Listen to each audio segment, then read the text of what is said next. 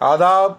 किताब दोस्ती के तहत शेर व शायरी की महफिल में रमेश प्रजापति जी का काव्य संग्रह भीतर का देश, रमेश प्रजापति का काव्य संग्रह भीतर का देश से एक दो कविताएं मैं आपके लिए पढ़ूंगा।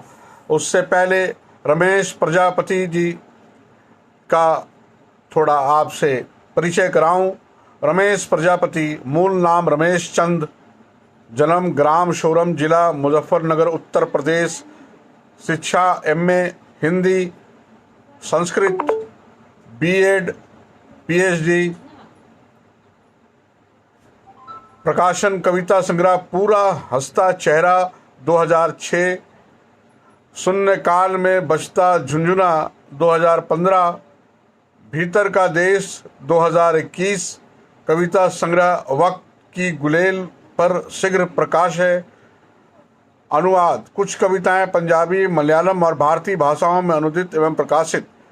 इस अनुवाद में आपको मैं ये भी बता दूं कि इनकी 3 किताबें उर्दू में शेरी मजमुआ अलग अलग शाये होने को है और संभवतः 2022 में आपके मुताले में होगा, आपके हाथों में होगा। अन्य विद पत्रिकाओं में कहानी, लघु कथाएं एवं आलोचनात्मक आलेख प्रकाशित।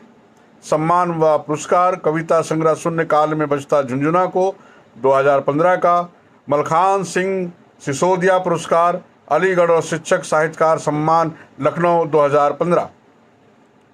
संप्रति शिक्षा निदेशालय दिल्ली में कार्यरत और दिल्ली में ही मुकीम हैं हमारे रमेश प्रजापति जी। इन्हें डॉक्टर रमेश प्रजापति भी कहा जा सकता है या कहना चाहिए, क्योंकि इन्होंने पीएचडी की है।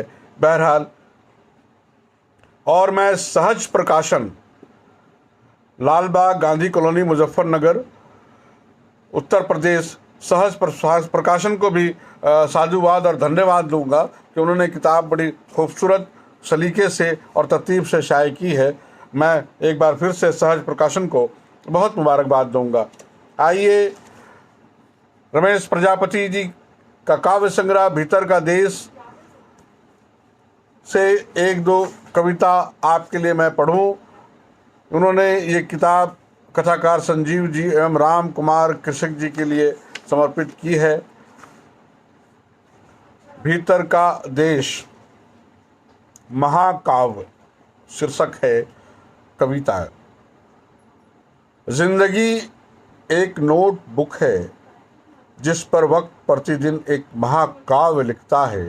जिंदगी एक नोट बुक है जिस पर वक्त प्रतिदिन एक महाकाव्य लिखता है। एक कविता और, कविता की तलाश। जिसे तलाश रहे हैं भरी बरसात, ठिठुरती रात, सुलगती दोपहर में, झूम रही होगी वो महानगरों में। किसी विश्वविद्यालय में बैठी सीख रही होगी गुरुत्वाकर्षण के नियम और जोड़ घटा के हथकंडे। आखिर बड़े दिखने वाले कवि की बड़ी कविता जो ठहरी। हमारी छोटी सी लोक कविता आज भी सिर धुनती है कर्ज में डूबी, हाँफती, ठिठुरती और सिकुड़ती, आंसू बहाती है अपनी बेबसी पर। गांव के खेत की मेड़ पर बैठी उसे गांव और कस्बों में देखने के लिए महानगरों की चकाचौंध में कमजोर हो गई कवि की सौंदर्य दृष्टि। जंगल में तलाशने के लिए लहूलुहान हो गए कवि के पैर। सुविधा पैर पसारे पड़ी है बेशकीमती बंगलों में। बौनी हो गई उनकी संवेदना, दिखाई नहीं देती उन्हें। जंगल में खटती, खेत में बेगार करती, कर्ज के दबाव में आत्महत्या करती, जमींदार के यहाँ सिसकती, भूख से कुनमुनाती लोक कविता की सघन पीड़ा।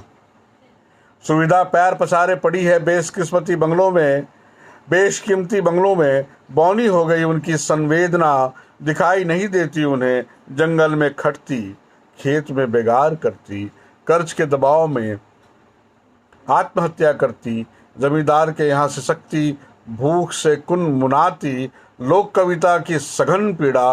कविता के लिए ये विकट समय है। कविता के लिए ये विकट समय है।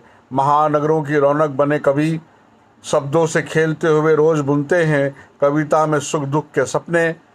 उन्नीदी आंखों से देख रहा हूँ इस दोगले समय में आदमी के बचे रहने के सपने। उन्नीदी आंखों से देख रहा हूँ इस दोगले समय में आदमी के बचे रहने के सपने। घायल आत्मा के साथ खेत खलिहान में ढूंढ रहा हूँ कविता के ताज़ा टटके फूल। खेत खलिहान में ढूंढ रहा हूँ कविता के ताज़ा टटके फूल। 4 जनवरी 2016। रमेश प्रजापति जी का काव्य संग्रह भीतर का देश से ये दोनों कविताएं मैंने आपके लिए पढ़ी है और आगे भी पढ़ता रहूँगा इस कड़ी से, लेकिन इस वीडियो में बस अब यहीं तक।